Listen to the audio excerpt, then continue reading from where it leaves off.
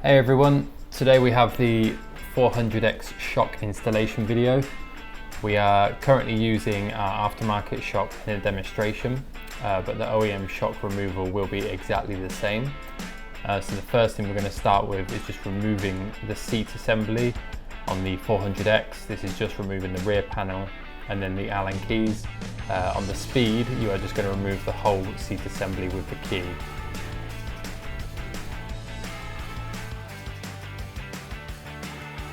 This is going to be a great time for us to mention that if you've been brought here by our support page, you will most likely be following along and working on your suspension for your 400X. But if you've yet to get your hands on this kit, then please go and check out the link in the description below.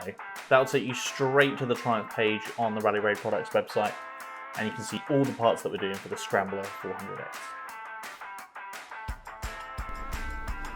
In order to get to the shock top nut, you have to lift the tank. So we're going to undo the bolts holding the tank on.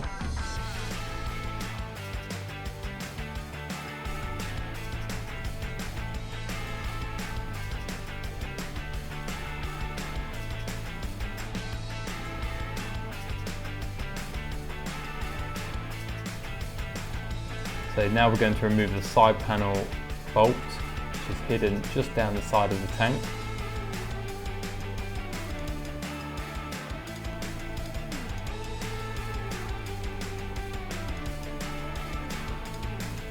And now you'll be able to pull the side panel off. There are two press fits at the top, but the bottom has a tab that comes off at an angle, so be very careful when leaning this back as it can snap the tab off.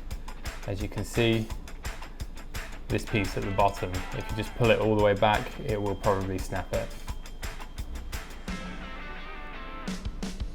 It's ideal to prop the tank up with something like a rubber mallet, as it'll just make the access to the bolt way easier. So that you can see the nut moving just here. So you'll be able to get a open-ended spanner on the end of this, just to get it started.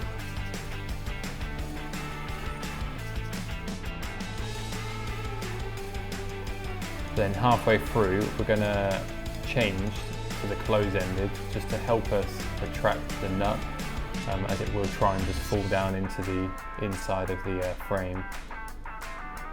So the reason you can't go straight in with the close end of the spanner is because the bolt is pretty close to the frame on the other side, so you can't just put it straight over the end. You have to pull the bolt out a little bit first.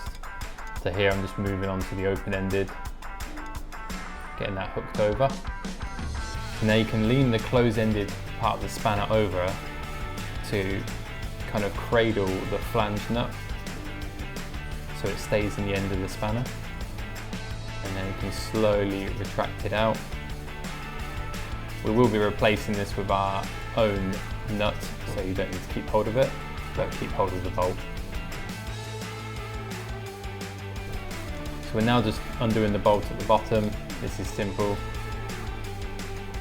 Once this is removed, it will just allow you to pull the shock straight out. As previously mentioned, the bolt from the top of the shock, this flange nut on the end, will be discarded and replaced with our own spanner. This has the nut welded into the end of it and allows way easier access when you're reinstalling.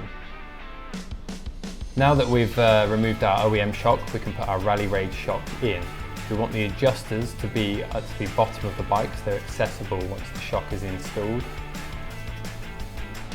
Be sure to grease up any of the bolts because they usually come relatively dry from the factory.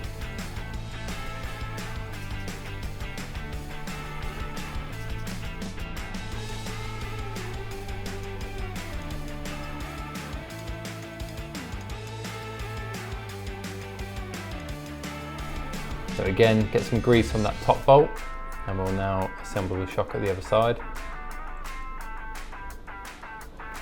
So if you have a friend available, it's helpful if they can lift the rear wheel just to help align the eyelet of the shock. And now we're going to use our spanner to just drop the nut down onto the bolt.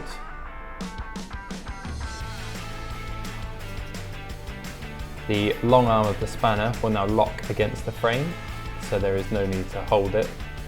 You can just do the bolt up from the other side. At this stage you can now reassemble the bike, starting with the tank, side panel and then the seats.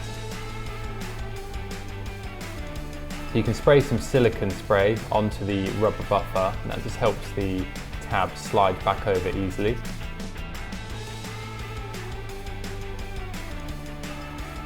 And that's the end of the video, so I hope this was helpful. Any queries, please contact us at info@rallyrayproducts.co.uk, and thanks for watching.